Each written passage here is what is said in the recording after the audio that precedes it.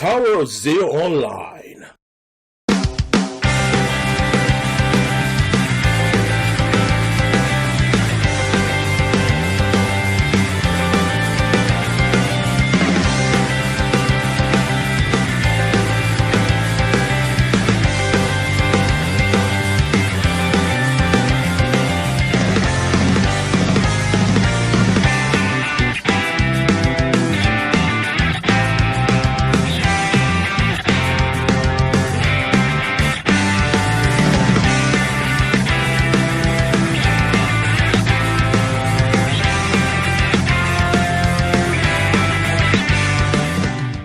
Hey guys, this is Neon Sun, Gaming on the ROX with my quick impressions of E3 so far. The freaking, first of all, that Nintendo E3 micro direct of Ryu, Roy, Lucas, oh my god, it is so incredible. I was so happy to see these characters return. I love the fact that it released that same day. It took me an hour and a half of that Sunday to download it, but I have to tell you, Lucas, Ryu, and Roy, they are all fantastic playable characters. It's about like $29 on the eShop, and it was a pain to download, but it was fighting as them, playing as them. But out of the three, so far my favorite is Roy. Roy's a little bit more buffed up, his attacks are better. I love how they changed them and how you can fight and make him. He's like it's like if you split Lucina apart and you have Mark and Roy, and then you got Roy. So Roy's a little bit more beefier and he plays real well. Ryu has that really technical fighting pull-off move thing, so in the hands of someone that's a daily Ryu fighter, so watch out. Along with the virtual fighter and Tekken Mii's in there, the pack is great. Then later on that day, I kind of chilled, and then I got onto the Nintendo World Championships. Me gusta, dude. 4.5 hours. You know, so the main events were Splatoon. Splatoon matches were good. The kid commentator was funny. Blast Ball is new, but then it kind of got heated up towards the end. Mario Kart 8, when Aaron was playing as Cosmo, was funny as heck. But I was expecting him to do better. But Aaron, we still love you, lol. Oh boy. The Super Smash Brothers, oh, good to have some of that in there. And then Super Mario Maker stole the show, and I'm glad that the John fellow, he won. I'm glad that he did a fantastic, phenomenal job. But the underground games where you sit down there to lose, they were interesting. Legend of Zelda, Super Metroid, and Balloon Fight, it was funny. But the funniest thing from the E3 was Reggie Fils-Aimé. I was cracking up because his body, even Reggie Fils-Aimé's body wasn't ready, but we still love Reggie anyway, and Reggie is still a badass with that burn. Oh, what do you do? I'm a president of a video game company. I spent 60 hours working. You spent 60 hours playing Smash. Low, the burn, need some heal for that. I try to catch a little bit of Bethesda, but from what I watched, first of all, Doom looked excellent. I love the gameplay of it. Doom, the mechanics are kind of cool. I like the kind of gruesome animations. It's funny. Then we got Fallout 4. At first I wasn't excited. I'm like, okay, blah. But I'm starting to get into the hype.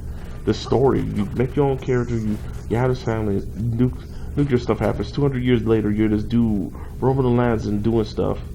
You know, and it's like, if it has that feel of Bioshock Infinite, where it's a first-person shooter with RP mechanics and you walk around and stuff, it looks good. Second day, let me talk real quick about Microsoft. Microsoft Tomb Raider looked excellent. The there was a demo of Tomb Raider. She was climbing on a ice mountain. She was doing the best she could, and man, it was getting intense. It was pretty cool. Microsoft then also had the HoloLens for their it's like a peripheral you put on your head. You could play your games digitally from anywhere, from a table to the wall. But what's so cool is that Minecraft was on this table and it looked like AR technology, but fully controlled and better implemented than what the 3DS can do. And the 3DS is pretty alright, but Microsoft got me believing. And I love the fact that we got backwards compatibility. yes, all my yeses, making me want to pick it up. Halo 5 looked good. Forza Motorsport looked good. You know, the thing with Microsoft is I'm still waiting. Here's some release dates on some of these games, and they didn't have any killer exclusives, but you know,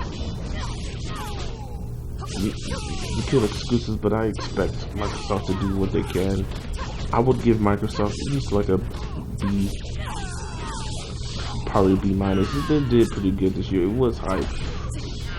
I heard a little bit of EA. EA, they done some alright stuff. Let me see if I can find a list of that, like a recap. You know, like the best thing that came out of EA was that Battlefield Front demo, and it looked great. So Battlefront is Battlefield 5 to me, and I find it so funny and interesting. Ubisoft, they announced some cool stuff too. I didn't get to see their E3 conference, but Gamnesia has some links to, and I'll provide a link to everything they learned from E3. So if you guys missed anything, I think I should bookmark that. Then I can give that. So I'm gonna put anything below. But Ubisoft announced a sequel to South Park. It's called The Fractured Butthole. Funny new IP for Honor. They did some cool stuff. I heard it was better than EA. Sony blew it out of the park though. The Last Guardian was shown. Excellent. Street Fighter 5 open beta starts July 23rd. That's awesome attack. New Hitman franchise. Sony announces Dreams latest game from Media Molecule. It's this weird, it's supposed to be transitional mashup thing. It's weird. Sony officially announces a remake of Final Fantasy VII, but it's not exclusive to PS4. It's first coming to the PS4, so it's kind of weird. I wasn't expecting anything like that. I hope to see what was happening. Yeah, Project Morpheus will have multiplayer games. Shenmue 3 will be funded via Kickstarter, but as of this recording, I think it has like $1,202,000 or so, and that is crazy. I mean, freaking crazy. It blows my mind.